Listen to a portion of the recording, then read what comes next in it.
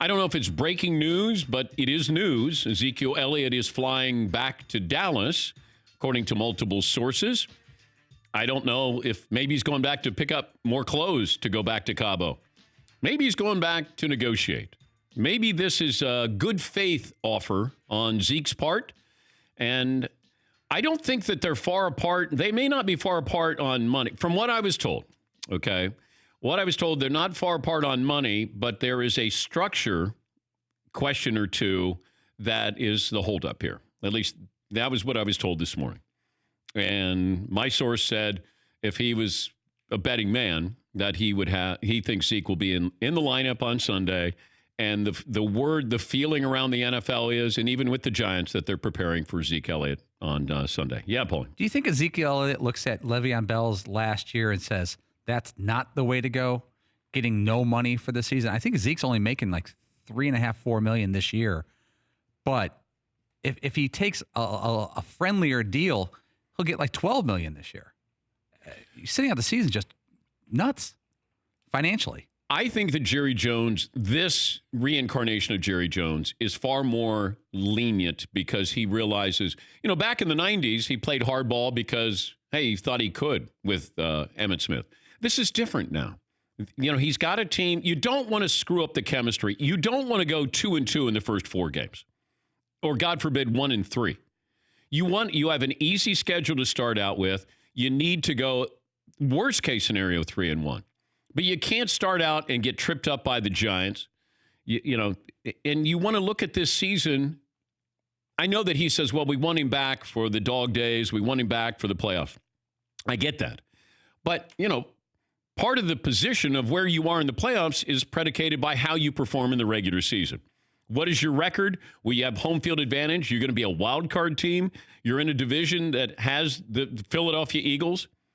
So you can't afford any of these slip-ups. And that's why I thought Jerry, and maybe he's not caving. That's not fair to him.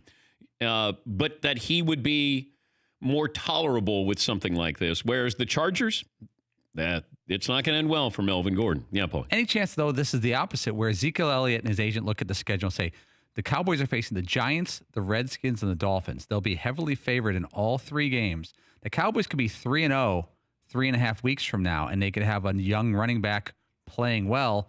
And then what negotiation tool does Ezekiel Elliott have 3 weeks from now if the Cowboys are 3-0? Yeah, I think that's a valid point, to see it from the other side. But I look at it and it feels like Jerry wants this team intact, ready to go. I mean, you still have Dak and Amari Cooper. Collins just got paid. Jalen Smith got paid. I mean, everybody's getting paid here. But I think just having everything in place to start this season, that's paramount. But Zeke flying back, maybe it's, hey, look, I'll come back. Let's meet in person to talk about this. Maybe it's something as simple as that. And if it is this, McLevin, have you seen anything on the money? I was told is not the holdup as much as the structure of the deal is. I did hear that, but I don't know exactly what that means. I don't know either. The guarantee, right? Like what's guaranteed and what's long term. And I don't know if there's language in there about off the field. I don't know what you can put in there. Because there's a thought that they're still a little bit nervous about him. Yes, and I would be too. But I have to, there's so many things. Zeke stays on the field for all 3 downs, first, second, third. He's a very good pass blocker. I know that you probably go, so what? No, he's very good at that. And he can catch the ball, and obviously he can run. Now, do I think maybe more than he would want to admit his success is predicated off that great offensive line? Yeah, I do. Do I think you could put somebody in there and they could gain 1,000 yards? I do. Is somebody going to gain 1,600 yards? I don't think so. 1,100 and 1,600 yards, that's a big difference. And that's why Zeke says is valuable. If we're looking at, and I said this, I think, last Friday, if you're looking at most valuable, I'm taking away the quarterbacks here. If I look at the value of Zeke Elliott, I think Zeke is maybe the most valuable non-quarterback in the NFL. Because with him, Dallas can go to the Super Bowl. Without him, Dallas might not make the playoffs. And I don't know if I could say that about any other talent. because without Todd Gurley, the Rams would still make the playoffs, in my opinion. Without J.J. Watt, the Texans would still make the playoffs. Or maybe not make the playoffs. Yeah, I'm the club. Julio Jones is a name you might throw in there? He would be probably the second guy. With him, you can go back to the Super Bowl. Without him, maybe you don't make the playoffs because you're in that division as well.